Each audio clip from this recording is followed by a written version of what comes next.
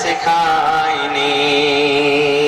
বলছে 2.5 বছর 3 বছর বয়স, মা দিকে গেছে মা মা মা মা বলে ঘুরে ঘুরে বেড়াচ্ছে, কখন ইলম শিখবো?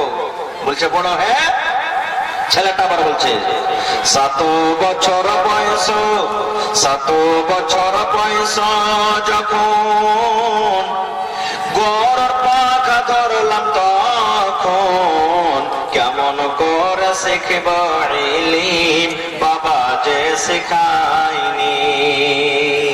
বলছে 7 বছর বয়স, বড় হয়েছি, বাপ বলছে যা গরু চড়াইতে যা, ছাগল চড়াইতে যা, বকরি চড়াইতে যা, ঘাস কাটতে যা, কখন ইলম শিখবো?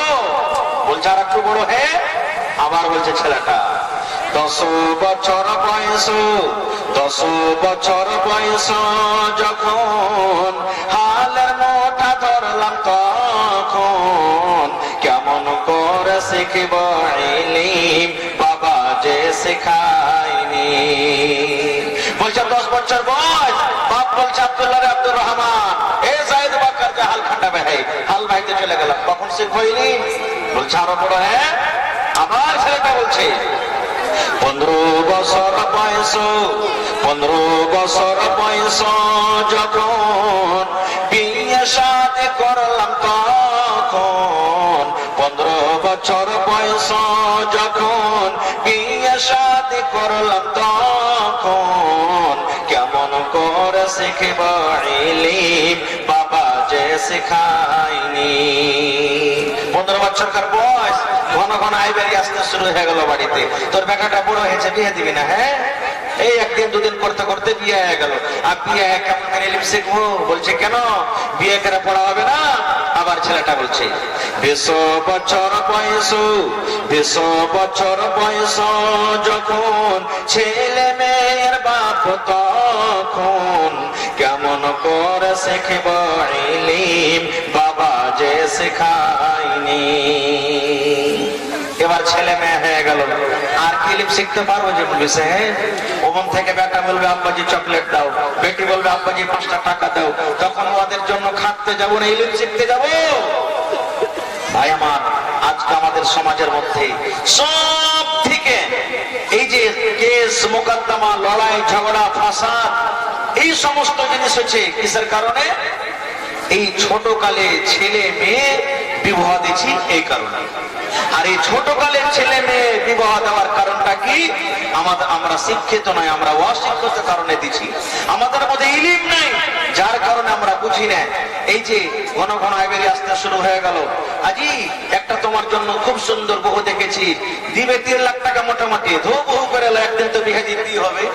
এই যে দিয়ে দিলাম, কিন্তু ওই বেটা জানে না যে আমি স্ত্রীটাকে বাড়িতে নিয়ে আসবো কি করে, আমি তাকে বাড়িতে রাখবো কি করে, তার আমার পরে হক কি রয়েছে।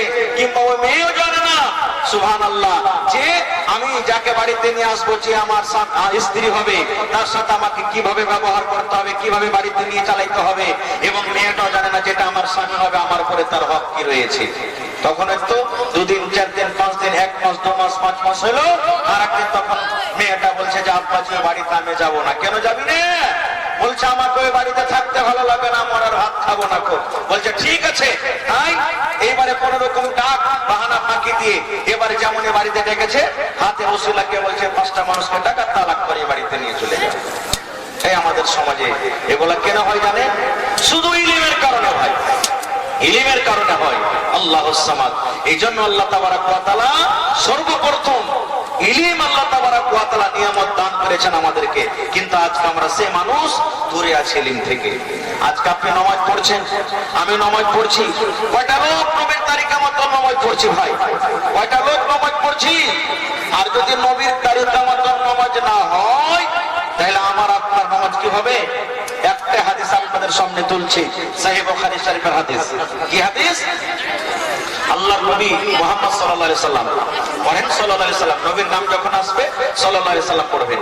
নবীজি মসজিদের এক কোণাতে বসে আছেন, আর একটা আরবি দেহাতে মানুষকে, আরবিতে আরবি বলা হয়, একটা আরবি দেহাতের মানুষ আল্লাহুস সামাদ নামাজ পড়ছেন, মসজিদের এক সাইডে নামাজ পড়ছেন। নামাজ টামাজ পড়ে আল্লাহ রাসূলকে বলছেন আসসালামু আলাইকুম ইয়া রাসূলুল্লাহ। দেখেন নামাজ পড়ে নবীকে সালাম দিচ্ছেন, আসসালামু আলাইকুম।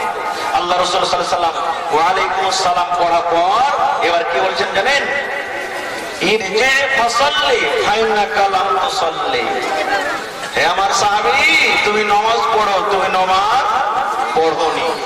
আচ্ছা একটা কথা বলেন তো, সেই সাহাবী নামাজ পড়লেন, নবীজি তাকে দেখলেন যে আমার ওই সাহাবী নামাজ পড়ার পর আমাকে সালাম দিলেন, নবীও দেখলেন, তবু নবী তাকে বলছেন ইরজি, তুমি ঘুরে যাও, ফাসাল্লি, তুমি নামাজ পড়ো, ফাইন্নাকা লাম তুসাল্লি, তুমি নামাজ পড়োনি। নবী যে কথা বললেন না যে তুমি নামাজ পড়ো বাবারে, তোমার নামাজ পড়া হয়নি, এই কথা বললেন না। কি বললেন? তুমি নামাজই পড়োনি, তুমি নামাজ পড়ো। আবার সে সাহাবী গেলেন, নামাজ পড়লেন, যেমন করে পারলেন নামাজ পড়লেন, সহিহ হাদিস। নামাজ পড়ার পর নবীজি দেখলেন তাকে যে হ্যাঁ আমার সাহাবী নামাজ পড়ছে আমার সামনে। আবার সেই সাহাবী নামাজ পড়ার পর নবীকে আবার দ্বিতীয়বার বলছেন ইরজি আসসালামু আলাইকুম ওয়া রাহমাতুল্লাহ। নবীজি উত্তর দেওয়ার পর বলছেন তুমি আবার যাও, আর যাওয়ার পর তুমি নামাজ পড়ো, তুমি নামাজ পড়োনি। কবার হলো? দুইবার হয়ে গেল। আবার নামাজ পড়লেন, নামাজ পড়ে আবার দ্বিতীয়বার নবীর কাছে এলেন, নবী বসে আছেন মসজিদে, নবীকে সালাম দিলেন, নবীজি সালামের জবাব দিলেন, জবাব দেওয়ার পর নবীজি আবার তাকে বললেন ইরজি ফাসাল্লি ফাইন্নাকা লাম তুসাল্লি। হে আমার সাহাবী, তুমি যাও, আর যাওয়ার পর নামাজ পড়ো, নামাজ পড়োনি। এই জামানার যদি আমরা কোনো ভাই, কোনো মানুষ নামাজ পড়ি, আর যদি আমাদের নামাজে ভুল হয়, রুকুতে ভুল হয়, তাশাহুদে ভুল হয়, উম্মাতে ভুল হয়, দুয়া যদি ভুল হয়, যারা জানছেন যদি একটু বলে দেন, তাহলে তারপরে রেগে যাবে, তুমি কবে থেকে নামাজ পড়ছো জি, ফটার করে আমাকে নামাজ পড়াইতে শিখাইতে আসছো, তুমি নিজের দেখো আগে, কিংবা যদি হয় তো তারপরের দিন থেকে মসজিদে ছেড়ে দেবে, নামাজ পড়বে না। খুব কিন্তু সুবহানাল্লাহ, তিনবার কিংবা চারবার হাদিস এসেছে সেই সাহাবী ঘুরে গেলেন, নামাজ পড়লেন, নবীজি বললেন তুমি নামাজ পড়ো, তোমার নামাজ পড়া হয়নি। এইবারে সেই সাহাবী কে বলছেন জানেন? আল্লিমনি ইয়া রাসূলুল্লাহ, আল্লাহ নবী গো আপনি আমাকে নামাজ শিখিয়ে দেন গো নবীজি, আর নামাজ আমি শিখতে জানি না, ইয়ার থেকে আমি ভালো করে নামাজ পড়তে পারবো না গো নবীজি, আপনি আমাকে বারবার ঘোরালেন, বারবার আমি এইভাবে নামাজ পড়লাম, যেভাবে আপনি আমাকে নামাজ পড়তে দেখলেন এইভাবে আমি নামাজ পড়তে জানি না গো, ইয়ার থেকে আমি বেশি ভালো করে নামাজ পড়তে জানি না, আপনি আমাকে শিখিয়ে দেন কেমন করে নামাজ পড়তে হবে। এবারে নবীজি ওযু থেকে নিয়ে সালাম ফিরা পর্যন্ত নবীজি সব শিখিয়ে দিলেন। এটা আমরা শিখবো কোথায়?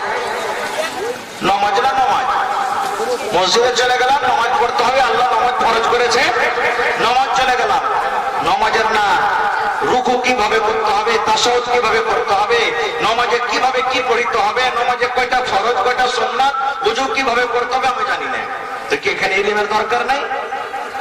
ভাই আমার, যেমন সেই সাহাবী নামাজ পড়লেন, তিনবার কিংবা চারবার নামাজ পড়লেন, দয়ার নবী বললেন সাহাবী রে তুমি নামাজ পড়বে বাবা, তুমি নামাজ পড়োনি। এই হাদিস থেকে বুঝলাম বন্ধুরে 50 বছর ধরে আপনি নামাজ পড়ছেন, 60 বছর ধরে নামাজ পড়ছেন, কত ভাই 10 বছর ধরে নামাজ পড়ে, কিন্তু এর মুসলমান নবীর তরিকা মতো যদি আপনার নামাজ না হয়, যেভাবে নবীজি নামাজ পড়া আদেশ করেছেন সেইভাবে যদি নামাজ না হয়, সারা জীবন নামাজ পড়তে গেল আল্লাহর দরবারে নামাজ কবুল হবে না, আল্লাহর দরবারে নামাজ কবুল হবে না। এই জন্য এখানে ইলমের দরকার আছে, আমাদেরকে শিখতে হবে। কার কাছে শিখবেন? যারা জানছেন তার কাছে শিখবেন, যে ভাইরা জানছেন তাদের কাছে শিখবেন, যে ভাইরা জানে না, যারা জানছে শরম করবেন না, যদি আপনার বাড়িতে স্ত্রী জানে স্ত্রীর কাছে শিখবেন, যদি আপনার বাড়িতে বেটি জানছে বেটির কাছে শিখবেন, যদি আপনার বাড়িতে বেটা জানছে বেটার কাছে শিখবেন, যারা জানছেন তাদের কাছে শিখতে হবে, আপনাকে দেখতে হবে না হ্যাঁ স্ত্রীর কাছে ফের কে শিখে, এটা লজ্জার ব্যাপার, লজ্জার কথা চিনা। আপনি যদি না শিখবেন তো সারা জীবনটা যে আপনার আমলটা ধ্বংস বরবাদ হয়ে গেল।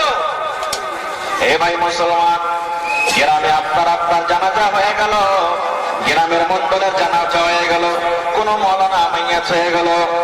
আজকে আমরা বলি সুবহানাল্লাহ, জানাজার নামাজে দাঁড় হয়ে যায়, নামাজ কিন্তু আমরা পড়তে থাকি।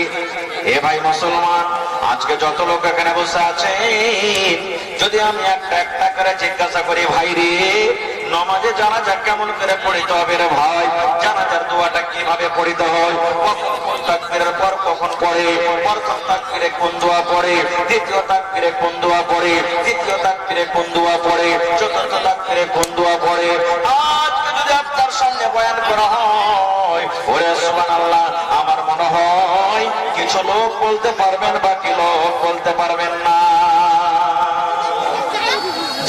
জানাজা চলে গেলাম, চার হয়ে গেলাম, কি না? আল্লাহ নবী বলেছেন, হে আমার উম্মতারা, তোমরা শুনে নাও, তোমরা যদি জানাজাতে শরীক হও, তোমরা যদি জানাজার নামাজ পড়ো, আর কাফন দাফনে যদি তোমরা শরীক হয়ে যাও, আল্লাহ রাসূল বলেছেন, উম্মত যে আমার কোন জানাজাতে শরীক হলো, জানাজার নামাজ পড়লো এবং জানাজার নামাজ পড়ার পর দাফন করা পর্যন্ত থাকলো, নবী বলেছেন, সাহাবীরে হে আমার উম্মতেরা, ওই লোকটার নসিবে খাতাতে 2 কিরাত নেকি আল্লাহ রাব্বুল আলামিন লিখে দেন। 2 কিরাত লিখে দেওয়া হয়। কিন্তু কখন লেখা হবে? যখন নবীর তারিখে মতো আপনার জানাজা হবে, নবীর তারিখে মতো আপনার জানাজা হবে, নবীর তারিখে মতো আপনার ওযু হবে, নবীর তারিখে মতো আপনার জানাজার দোয়া হবে, তখন আপনি নেকির হকদার হবেন। আর যদি নিজের মন মতন যদি আপনি নামাজ পড়েন, নিজের মন মতন যদি আপনি দোয়া পড়েন, নিজের মন মতন যদি আপনি নামাজে দাঁড় হয়ে যান, তাহলে এর কোন নামাজে নেকি আল্লাহ রাব্বুল আলামিন দিবেন না। তাহলে তো এখন ইলমের দরকার হলো না? হলো না? আজকে আমরা মুসলমান, আল্লাহুস সামাদ, এখান থেকেও আমরা পড়িয়াছি।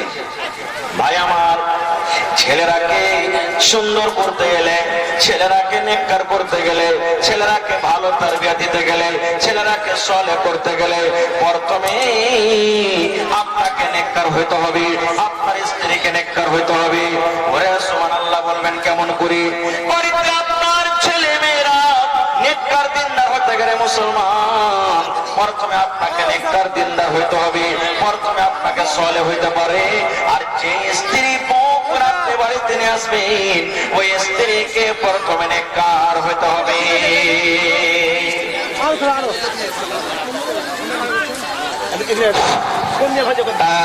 भाई हेलमेट भाई आप साइड पे आ जाइए, वहाँ आप 10 मिनट से खड़े हैं। रजाकार हजरात से मेरी गुजारिश है कि जिनको जो जिम्मेदारी दी गई है, बराहे करम अपनी जिम्मेदारी को बहुस्न खूबी निभाएं। बार बार मोहतरम इकराम को डिस्टर्ब नहीं किया जा सकता है, इसलिए आप अहले कमेटी से मेरी गुजारिश है कि जो काम जिसको दिया गया है वो करें उसको, अन्यथा आपका जलसा नुकसान में चला जाएगा। आपसे मेरी अपील है कि आपको जो जिम्मेदारी दी गई है वो अपने अपने काम को बहुस्न खूबी निभाएं। बार बार यहाँ से अनाउंसमेंट नहीं किया जा सकता है, इसलिए आप लोगों से गुजारिश है कि आप लोग जिम्मेदारी को समझें और उस पर अमल करें। उसको जाना उधर घुमा तू থাকা কোকা দাও। হ্যালো ভাই আমার, তবে ছেলে মেয়ে নেককার দিনদার করতে গেলে প্রথমে আমাকে আপনাকে নেককার হইতে হবে, আর ওই স্ত্রীটাকে বাড়িতে নেককার নিয়ে আসতে হবে, তাহলে আমার আপনার বাড়িতে জান্নাতের মতন হবে। বলবেন কেমন করে? আল্লাহ নবী বলেছেন, তুনকাহুল মারআতু লিআরবাইন, লিমালিহা ওয়া লিহাসাবিহা ওয়া লিজামালিহা ওয়া লিদীনিহা ফাযফার বিযাতিদ দ্বীন। আজকে আমরা কি দেখি? সাধারণ যখন আমরা বউ করতে যাই, তখন আমরা কি দেখি? বউটা খুব ভালো নেব, খুব সুন্দর নেব, দেখতে যেন ভালো হয়, ওর বাবার যেন টাকা পয়সা থাকে, ওর বাবার যেন মাল থাকে, খানদান যেন উঁচা হয়, এই সমস্ত জিনিস আমরা দেখি। আল্লাহ নবী ঠিক 1400 বছর আগে এলান করে দিয়েছেন, মানুষরা যখন বিয়ে করে সাধারণ 4খানা জিনিস মানুষরা দেখে। 1 নম্বর নবী বলেছেন লেমালেহা, আল্লাহ রাসূল বলেছেন, হে আমার উম্মতেরা তোমরা মাল দেখো, যে তার বাবার কাছে মাল আছে কিনা, মাল আছে কিনা, টাকা আছে কিনা, জমি জায়গা আছে কিনা, বাড়ি ঘর গাড়ি ঘোড়া আছে কিনা। 1 নম্বরে মাল দেখো। বলেছেন ওয়ালি হাসাবিহা, হে আমার উম্মতরা দেখে যে দেখো তার খানদান বংশ কেমন আছে, তার বংশ খানদান ভালো আছে কিনা, বড় আছে কিনা। আজকে আমরা মাল দেখি, মাল কেন দেখি? যে বেশি বেশি করে মাল পাবো, টাকা পাবো, একটা ভালো বাড়িতে, চিকন বাড়িতে ঢুক, এটা আমরা দেখি। যে বেশি বেশি করে মাল দিতে পারবে, মাল যে বাড়িতে দিতে পারবে, ও বাড়িতে আমরা রিশতেদারি করবো। 2 নম্বর আমরা খানদান দেখি। খানদান কেন দেখি? আরে খানদানটা উঁচা আছে, বড় আছে, লড়াই ঝগড়া হইতে গেলে সময়তে কাজ দিবে, রেট টাইমে কাজ দিবে, একটা কাজ কর, একটা ভালো বড় পার্টি দেখে ছেলে মেয়ের ব্যবহার, রিশতা কায়েম কর, দরকার হইতে গেলে 5 ঘন্টা লাঠি নিয়ে যেন দাঁড় হয়ে যায়, এইটা আমরা দেখি। এই জন্য আমরা খানদানটা দেখি। ওরে সুবহানাল্লাহ। 3 নম্বরে নবী বলেছেন ওয়ালি জামালিহা, হে আমার উম্মতরা কি দেখে, যাকে বউ করে বাড়িতে আনবে সেই সৌন্দর্য আছে কিনা, দেখতে ভালো আছে কিনা, সে দেখতে সুন্দর আছে কিনা। 4 নম্বর নবী বলেছেন উম্মত ওয়ালি দীনহা, যাকে তুমি বউ করে বাড়িতে নিয়ে আসবে দেখো তার মধ্যে দিনদারি আছে কিনা, নামাজ পড়িতে জানে কি জানে না, রোজা রাখে কি রাখে না, কোরআন তেলাওয়াত করে কি করে না, পর্দা সিলাহে থাকে কি থাকে না। 4 নম্বরে নবী বলেছেন তুমি দিনদারি দেখো। 1 নম্বর মাল, 2 নম্বর বংশ খানদান, 3 নম্বরে কি নবী বলেছেন সৌন্দর্য, 4 নম্বরে দিনদার। এরকম মেয়ে ছেলে যদি আপনি খুঁজতে যান তো 1000-এ 2000-এ একটা পাবেন। 4টে গুণ সব মেয়ের মধ্যে আপনি পাবেন না। কোন মেয়ে বেটি যদি দেখতে সুন্দর হয়, হয়তো আর বাপটা করি। কোন ভাই যদি বেটিটা সুন্দর হয়, তাহলে হয়তো পড়ালেখা নাই। হয়তো কোন মেয়ে ছেলে যদি পড়ালেখা হয়, তাহলে ও দেখতে সুন্দর নাই, মানে কোন একটা গুণ তার মধ্যে কম থাকবে। তাহলে কি করবে? দয়ার নবী 1400 বছর আগে এলান করে দিয়েছেন ফাজফার বিজাতিদ্দিন, হে আমার উম্মতেরা তোমরা দিনদারি মেয়ে ছেলেকে বাড়িতে নিয়ে এসো, দিনদারি মেয়ে ছেলেকে তোমরা বউ করে বাড়িতে নিয়ে এসো। যদি মাল না থাকে তা চলবে, ওর বাপটা হলো গরিব, বাপটার কাছে মাল নাই, বাপটার কাছে জমি নাই, বাপটার কাছে টাকা নাই, বাপটার কাছে গাড়ি ঘোড়া নাই, সাধারণ একটা মানুষ তাও চলবে। 2 নম্বরে নবী বলেছেন খানদান বড় না হয় তাও চলবে। 3 নম্বরে নবী বলেছেন উম্মত মেয়ে ছেলেটা যদি দেখতে কালো হয় তা চলবে, নাকটা যদি মোটা হয় তা চলবে, ঠোঁটটা যদি বড় হয় তা চলবে, কানটা যদি বড় হয় তা চলবে। কিন্তু 4 নম্বরে উম্মত ফাজফার বিজাতিদ্দিন, দিনদারি মেয়ে ছেলেকে তোমরা তারজিহ দাও, দিনদারি মেয়ে ছেলেকে তোমরা বউ করে বাড়িতে নিয়ে এসো। দিনদারি মেয়ে ছেলেকে তোমরা বউ করে বাড়িতে নিয়ে এসো। কেন? দিনদারি মেয়ে ছেলে যদি বাড়িতে বউ করে নিয়ে আসো, তোমার বাড়িতে একবারে জান্নাতের মতো হয়ে যাবে, তোমার জীবনটা সুখের জীবন হয়ে কাটবে। কিন্তু আজকে তো আমরা দেখি না, আমরা কি দেখছি, কি সব থেকে বেশি ভালো দামি গাড়ি দিতে পারবে, সব থেকে কার বাপ বেশি মাল দিতে পারবে, সব থেকে কার বাপ বেশি টাকা দিতে পারবে। আমরা এই টাকা দেখছি, আর দেখা পর নিজের জীবনটাকে আমরা নষ্ট করে দিচ্ছি। আর যখন বউ করে বাড়িতে আনলাম, তখন 2 মাস 6 মাস পর কি বলবো আমরা, যে এই বেটি ছেলেটাকে নিয়ে আমার আপনার সংসার কাটবে না, একে নিয়ে চলতে পারা যাবে না। কেন চলতে পারবেন? আপনি যে টাকা দেখেছেন, টাকা দেখেছেন, সে কেমন করে চলতে পারবেন? এবার বলবেন হাজী মাওলানা দিনদারি মেয়ে ছেলেকে যদি বউ করে বাড়িতে নিয়ে আসি, কি লাভ আছে, কি আমি লাভ পাবো? আল্লাহ নবী বলেছেন উম্মত আদ-দুনিয়া কুল্লুহা মাতা ওয়া খায়রু মাতা'id দুনিয়া আল মারআতুস সালিহা। ওরে সুবহানাল্লাহ, দয়ার নবী বলেছেন দুনিয়াতে যত সামান আছে সব হলো মাতা। সোনা হলো একটা দামি জিনিস, চাঁদি হলো একটা দামি জিনিস, হীরা হলো একটা দামি জিনিস, চাঁদি হলো দামি জিনিস। আল্লাহ নবী বলেছেন উম্মত সমস্ত দামি জিনিসকে যদি তুমি এক সাইডে রেখে দাও, আর একটা দিনদার মেয়ে ছেলে, নেককার মেয়ে ছেলে কে যদি তুমি এক সাইডে রেখে দাও, দয়ার নবী বলেছেন উম্মত রে, তোমার সোনা, তোমার চাঁদে, তোমার হীরা, তোমার মতির থেকে আল্লাহ রাব্বুল আলামিনের নিকটে সব থেকে দামি জিনিস হলো একজন নেককার মেয়ে ছেলে, একজন নেককার মহিলা। নারে তাকবীর! নেককার মেয়ে ছেলে, যখন নেককার মেয়ে ছেলের সাথে আপনার বিয়ে বাড়িতে আনবে, তখন তার মান, তার সম্মান, আপনার আদর, তখন আপনি বুঝতে পারবেন। তার আগে আপনি প্রথমে ভুল কি করছি, যে ওই টাইমখানে আমরা নিজের স্ত্রীটাকে যখন বাছাই করে নিয়ে আসছি তখন আমরা দিনদার বাছাই করি না, এই সংসারে আগুন লেগে গেল। 2 নম্বরে শরীয়তের মোতাবেক আমরা বিবাহ করি না, যেই তারিকাতে নবীজি বিবাহ করতে বলেছেন সেইভাবে আমাদের বিবাহ হয় না, আমাদের মন মতন আমরা বিবাহটা করছি, যার কারণে আমার বাড়িতে আপনার বাড়িতে আগুনে সমাজে আগুন লেগে যায়।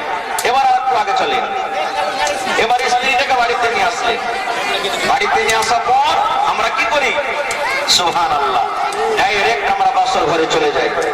বাসর ঘরে যাওয়ার নিয়ম কারণ আছে, এরকমই আমরা বিয়ে করে আনলাম চলে গেলাম যে না। আল্লাহ নবী বলেছেন, হে আমার উম্মত তোমরা শুনে নাও, যেদিন তোমার বাসর ঘর হবে, তোমরা স্বামী স্ত্রীতে যেদিন তোমাদের দেখা হবে, প্রথম বিয়ের পর যখন তোমরা স্বামী স্ত্রী এক ঘরে থাকবে, নবী বলেছেন উম্মত তোমার বিবির পঞ্জরে তুমি বসে যাও, আর তোমার বিবির পঞ্জরে বসে এই তোমার বিবির কপালের উপরে যে চুল আছে, এই চুল 2টা 3টে 4টা 5টা তুমি চুল ধরে নাও, আর ধরার পরে এই দোয়াটা পড়ো, আল্লাহুম্মা ইন্নী আসআলুকা খাইরাহা ওয়া খাইরা মা জাবালতা আলাইহি ওয়া আউযু বিকা মিন শাররিহা ওয়া শাররি মা জাবালতা আলাইহি। এই দোয়াটা পড়ো। এই দোয়াটা কয়টা লোক আমরা পড়েছি? আমরা পড়ি না। তারপরে নবী বলেছেন, হে আমার উম্মত যখন তোমরা স্বামী স্ত্রীতে মিলন করবে, স্বামী স্ত্রীর যখন তোমাদের সময় হবে যখন আমরা মিলন করব, দয়ার নবী বলেছেন তোমরা স্বামী স্ত্রীতে যখন সহবাস করবে উম্মত, সহবাস করার আগে আগে একটা তোমাকে দোয়া পড়িতে হবে। এই দোয়াটা বিসমিল্লাহি আল্লাহুম্মা জান্নিবনা শাইতান ওয়া জান্নিবিশ শাইতানা মা রাযাকতানা। এই দোয়াটা পড়িতে হবে। ওরে সুবহানাল্লাহ, আজকে যত মজলিসে লোক আছে, লোকজন বসে আছে, কোন মানুষের 50 বছর বিয়ে করা হয়ে গেল, কোন মানুষের 10 বছর বিয়ে করা হয়ে গেল, কোন মানুষের 30 বছর হয়ে গেল, কোন মানুষের 2 বছর হয়ে গেল, কোন মানুষ 5টা ছেলের বাবা হয়ে গেলেন, কোন মানুষ 10টা ছেলের বাবা হয়ে গেলেন, জীবনে কোনদিন দোয়া পড়েননি, বিনা দোয়াতে আপনি বিবির কাছে মিলামিশা করলেন। ওরে সুবহানাল্লাহ, তাইলে কত আপনার ক্ষতি হলো, কত নোকসান হলো। আমার কথা নয়, আল্লাহর নবী বলেছেন উম্মতরে, যতবার তুমি তোমার স্ত্রীর সাথে মিলন করলে বিনা দোয়াতে তুমি গেলে, অতবার তোমার সাথে সাথে শয়তান তোমার বিবির কাছে গিয়েছে। যতবার বিনা দোয়াতে তুমি বিবির কাছে গেছো, অতবার তোমার সাথে সাথে শয়তান তোমার বিবির সাথে গিয়েছে, বিবির কাছে গিয়েছে। আছেন কোথায়? তাহলে কি বলে আমাকে শিখতে হবে না? এখানে কি ইলমের দরকার নেই? আল্লাহুস সামাদ। এই তো আমরা এইখানেই ভুল করে দিলাম। আজকে আমার আপনার যখন বিয়ে করা 2 বছর 5 বছর 7 বছর হয়ে যায়, সন্তান চাই, সন্তানের দোয়া করি আমরা।